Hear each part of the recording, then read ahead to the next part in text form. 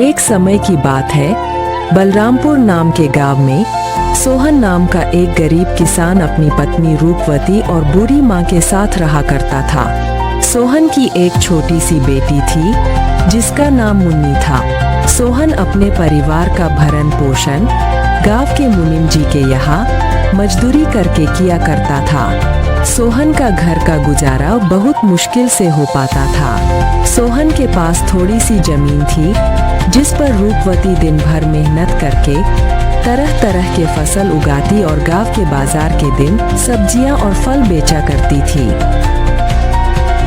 सारे बलरामपुर वासी रूपवती से ही सब्जियां और फल खरीदते। सब्जी ले लो, फल और सब्जी ले लो, ताज़ा ताज़ा सब्जी ले लो, फल और सब्जी ले लो, हरी भरी फल और सब्जियां ले लो, हरी भरी सब्जियां 20 रुपए किलो, सिर्फ 20 रुपए किलो, फल और सब्जियां ले लो।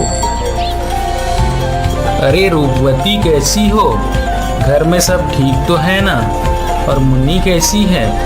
मदन काका, मैं ठीक हूँ और घर में भी सब ठीक ही हैं और मुन्नी भी बिल्कुल ठीक है। काका और बताओ आज बाजार कैसे आना हुआ और काकी कहाँ है?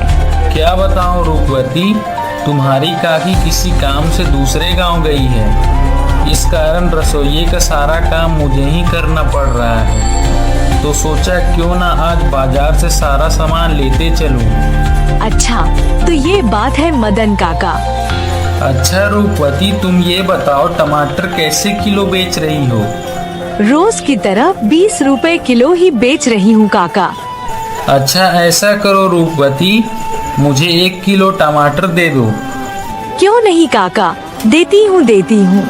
इतना कहकर रूपवती मदन काका को 1 किलो टमाटर दे देती है और बदले में मदन काका से पैसे ले लेती है। रूपवती के खेत में एक पुराना कुआं भी था जो सालों भर सूखा ही रहता।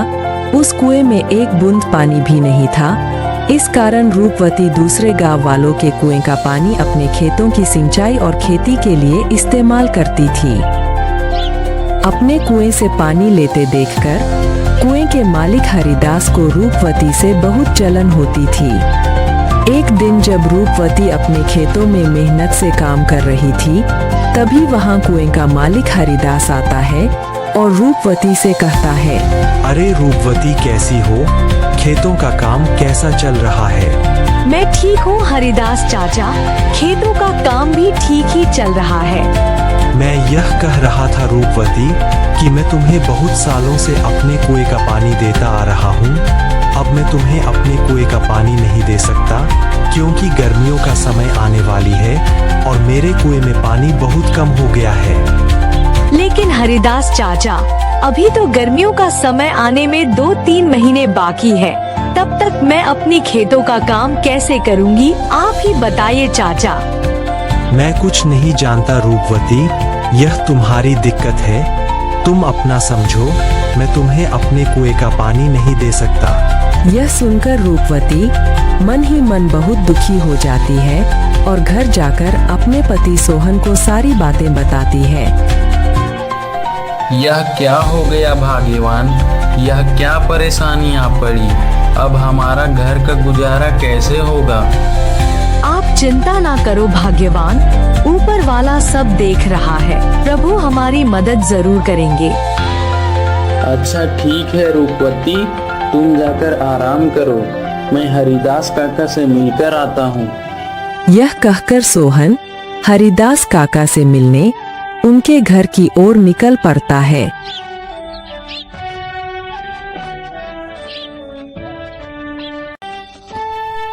हरिदास काका, अरे ओ हरिदास काका, घर में हो कि नहीं? अरे कौन है भाई? रुको आता हूँ। अरे सोहन तुम हो? मेरे घर कैसे आना हुआ? हरिदास काका, मुझे रूपवती ने बताया कि आपने हमें कुएं का पानी देने से मना कर दिया। हाँ सोहन, यह बात सच है कि मैंने रूपवती को अपने कुएं का पानी लेने के लिए मना कर दिया। ऐसा क्या हो गया हरिदास काका? देखो सोहन, मैं तुम्हें कई सालों से अपने कुएं का पानी देता आ रहा हूँ और इस बार गर्मियों का समय आने वाली है। इस कारण मेरे कुएं का पानी बिल्कुल सूख कर कम हो गया है। अगर मैं तुम्हें अपने कुएं का पानी देता हूँ तो मुझे गर्मियों में बहुत परेशानी होगी। लेकिन हरिदास काका, अभी तो गर्मियाँ आने में 2-3 महीने का समय है। तब तक मेरे खेतों का क्या होगा? मैं कुछ नहीं जानता सोहन। मैंने रूपवती को भी कहा था कि यह तुम्हारी समस्या है।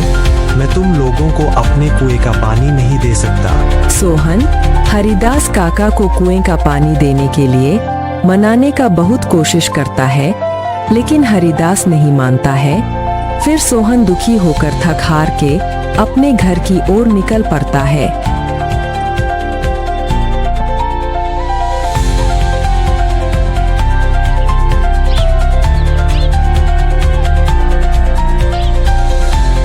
क्या हुआ? हरिदास काका ने क्या कहा? ना रूपवती, हरिदास काका ने पानी देने से मना कर दिया। कह रहे थे अगर मैं तुम्हें पानी देता हूँ तो मुझे गर्मियों में बहुत परेशानी होगी। पानी के बिना क्या होगा भाग्यवान? हमारे सारे खेत तो सूख जाएंगे और हमारा गुजारा कैसे होगा? अच्छा, वो जो हमारा पुराना कुआं है उसको खुदवाने में कितना खर्च लगेगा? भाग्यवान 500 रुपए तो लग ही जाएंगे। अरे हमारे पास इतने पैसे तो हैं ही नहीं। अच्छा, अगर मैं खुद से ही कुएं को खोद दूं तो? क्या आप कर लेंगे? हाँ, अब कुआं मिस्त्री कर लेगा तो मैं क्यों नहीं कर लूंगा। अच्छा भाग्यवान, कल सुबह सुबह दोनों कुएं के पास चलेंगे। भाग्यवान जाओ, मुझे बहुत भूख लग रही है। जाओ जाओ, घर में जो कुछ भी है वो फटाफट लेकर आओ। इतने ही बीच में उन्हें एक आवाज सुनाई देती है। ये किसकी आवाज है?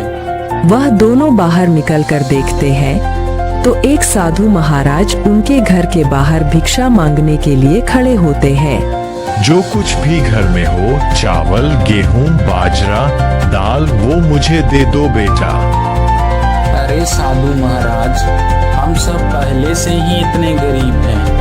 हम जैसे तैसे करके अपना जीवन गुजार रहे हैं। ऐसे में हम तुम्हें कहां से दान दें? सोहन की स्थिति देखकर बाबा जी समझ चुके थे और बोले, कोई बात नहीं बेटा, कोई बात नहीं, ठीक है बेटा, अब मैं चलता हूँ। मैं किसी और के घर में भिक्षा मांग कर खा लूंगा। अरे रूपवती, हमारे घर में बाबा को देने लायक कोई भोजन है क्या?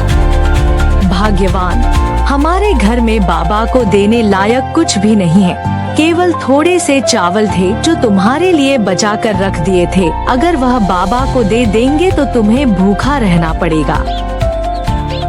रुकिए बाबा, भाग्यवान जाओ और मेरे हिस्से का भोजन है वो जाकर बाबा को दे दो। लेकिन भाग्यवान, अगर मैंने आपके हिस्से का चावल बाबा को दे दिया तो तुम्हें भूखा रहना पड़ेगा। तुम उसकी चिंता मत करो भाग्यवान।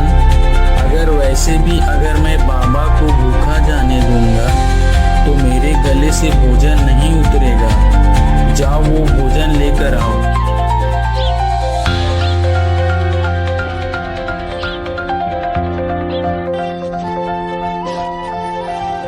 सोहन की पत्नी सोहन के अनुसार सोहन के हिस्से का भोजन बाबा को दे देती है। धन्यवाद बेटा, धन्यवाद। भले ही तेरे अभी बुरे दिन चल रहे हैं, मगर ऊपर वाला सब देख रहा है। वह एक दिन तेरी अवश्य सुनेगा।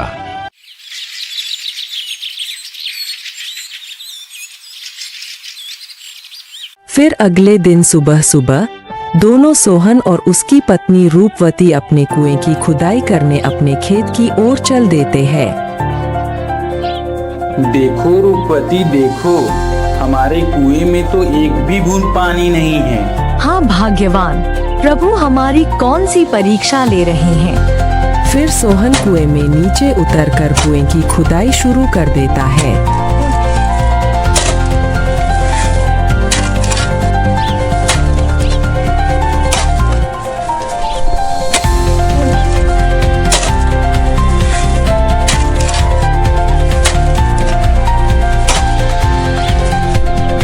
समय बाद अचानक से कुएं की एक पत्थर के अंदर से पानी निकलने लगता है। अरे यह पानी कहाँ से आ रहा है? मुझे तो अपनी आंखों पर विश्वास ही नहीं होता। मुझे तो लगता है कि यह सब मेरे अच्छे कर्मों का फल है जो मुझे मिला। भाग्यवान सही कह रही थी और बाबा जी भी सही कह रहे थे कि तुम्हारे कर्मों का फल तुम्हें अवश्य मिलेगा। ऊपर वाले ने मेरी सुन ली।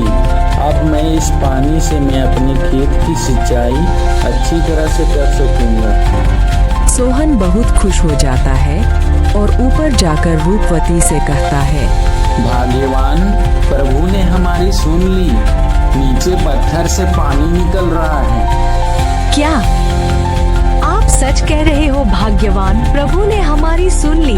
अब हमें खेती करने में कोई परेशानी नहीं होगी। तो दोस्तों, आपने देखा जो अच्छा कर्म करता है उसके साथ हमेशा अच्छा ही होता है।